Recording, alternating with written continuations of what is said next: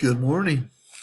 Back with you to continue with the topic heading of cell reproduction and inheritance.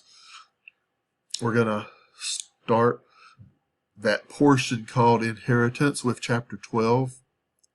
I'm going to talk about Mendelian inheritance via the work of Gregor Mendel in the mid-1800s, and then some non-Mendelian inheritance examples. So we're going to use the information from the two chapters on cell reproduction to try to give you an overview of how characteristics of an organism can be inherited from their parents. This first video is primarily an introduction to some of the terminology that is used with heredity.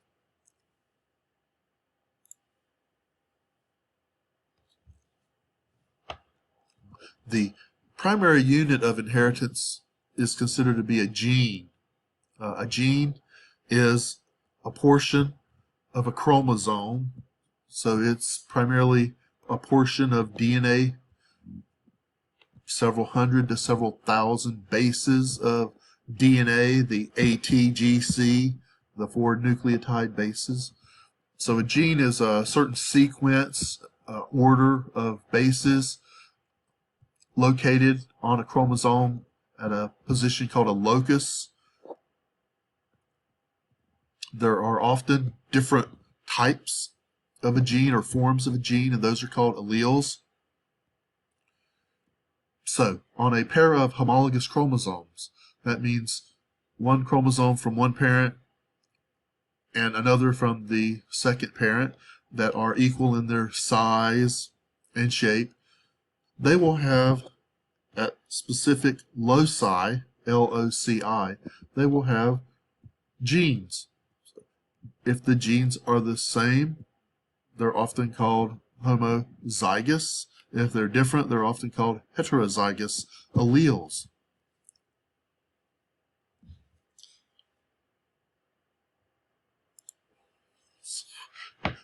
The formation of an allele, a different form of a gene, is often considered to be due to a mutation.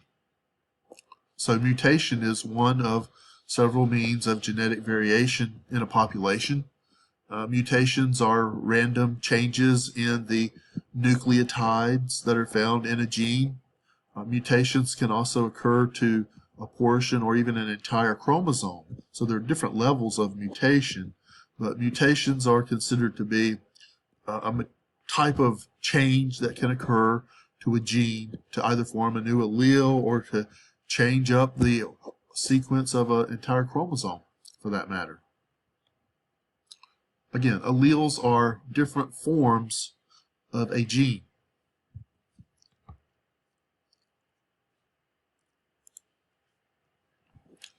If you look at a pair of homologous chromosomes, and if the two alleles of a gene at a particular gene locus are identical, they are referred to as homozygous alleles.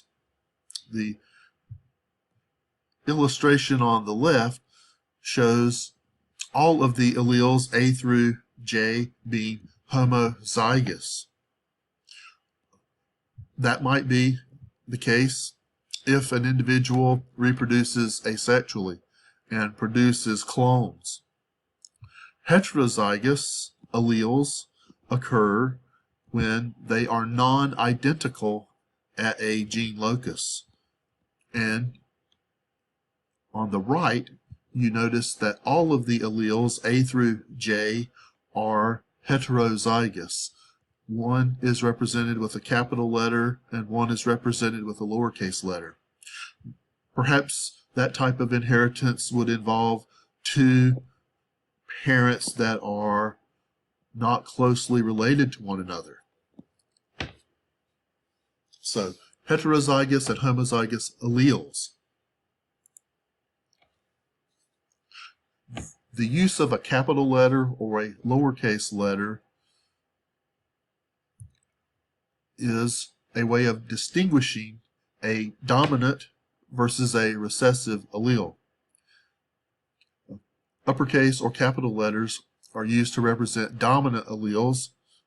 Dominant alleles are those that are always expressed, and whatever protein product is produced will always be produced when at least one allele is present that is dominant, represented again with an uppercase letter. A lowercase letter is used to represent a recessive allele. A recessive allele is only expressed, that means its protein product is produced, when both of the alleles at the gene locus are the same, are both recessive.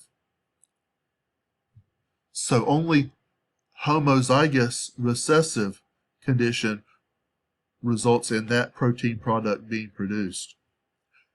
A dominant allele, that protein product will be produced if both of the alleles are either homozygous or heterozygous.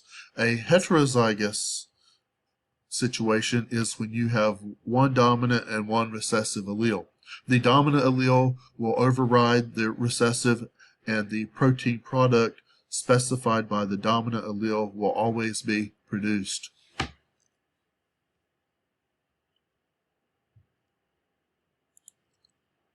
Again, we're just talking about some of the common terms that are used in genetics. So, when we're referring to genes and alleles, we're talking about DNA, several hundred to several thousand base pairs of DNA of different nucleotides, A, T, G, and C. So DNA is passed from parents to offspring and results in different combinations of traits that are present in offspring that may or may not be present in the parent. The DNA is passed from parent to offspring via reproduction, so via the formation of gametes, sperm and egg. Those sperm and egg cells contain 23 chromosomes, and on those chromosomes are up to 20,000 or more genes total. Those genes are found on those 23 chromosomes. When the gametes fuse, when a sperm fuses with an egg and fertilization occurs, the traits that are carried on each of those chromosomes are then expressed in the zygote depending upon dominant versus recessive condition.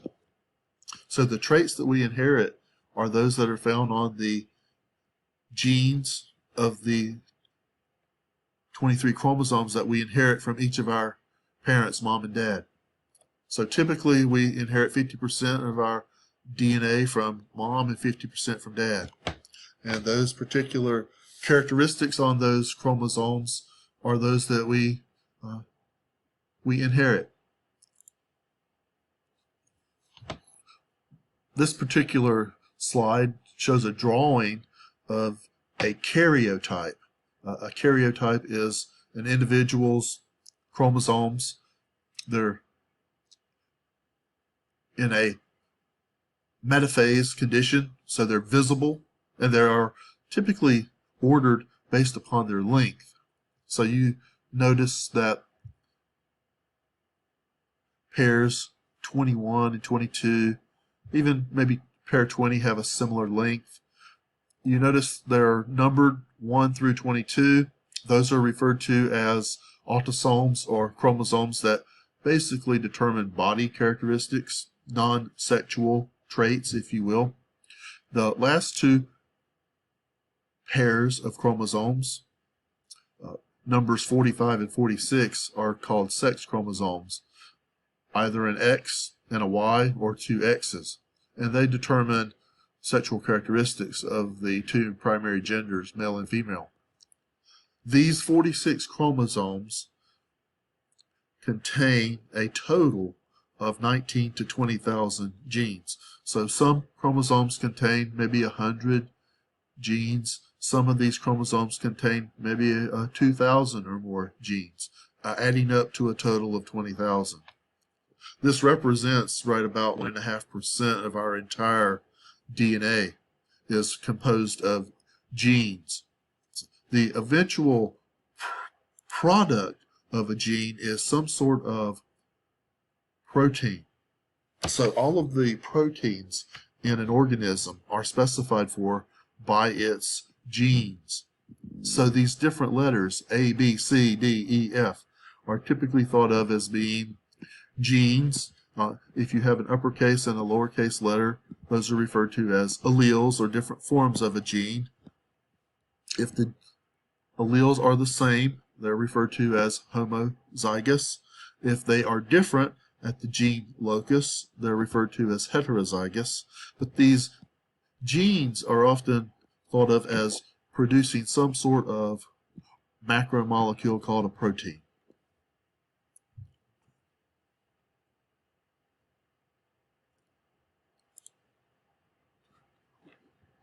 This expression of a gene to eventually form a protein is referred to as the central dogma of biology. It's one of the most important theories in biology that DNA is a double-stranded molecule, contains the genetic code for producing all the proteins of an organism.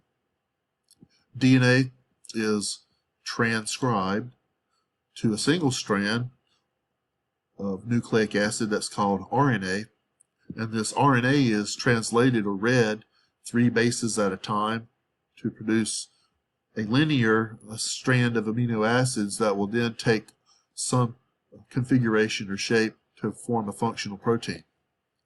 So gene expression is culminated in the production of a protein. The allele or alleles that are involved in the eventual production of a protein are referred to as the genotype for a specific trait. In the example, the letters, capital letters, B is a dominant allele for the production of this purple pigment referred to as anthocyanin. The lower or lowercase letter b, and in particular the homozygous recessive, little b, results in the lack of production of this protein, anthocyanin, and a white flower color. So the genotype is the allele or alleles that are found for a particular trait, and the expression of that trait, the physical nature of that trait, is referred to as the phenotype. So big B, and big B, little b are the genotypes for purple flowers, for the production of the anthocyanin protein. Little b is a homozygous recessive condition that results in no anthocyanin production and a white flower color. So genotype and phenotype are often used in genetics. We refer to, when working a genetics problem, we refer to the initial parents that are mated to produce offspring. We refer to them as the P, or the parental generation. Their offspring are referred to as the first filial, or the F1 generation. So if you mate a purple flowered and a white flowered plant, their F1 offspring, because purple is dominant to white flower color, all of their offspring, the F1 generation, are purple. The F2 generation occurs when you mate 2 F1 offspring. And in this scenario, you notice that one of the 4 F2 offspring has white flowers, and 3 of the 4 have purple. So parents are the P generation, F1 are the offspring of the parents, and F2 offspring are the offspring of the F1 generation. So we often use P, F1, and F2 when working genetics problems. So the next video is going to talk about Gregor Mendel and his contributions to genetics. Thanks, and bye.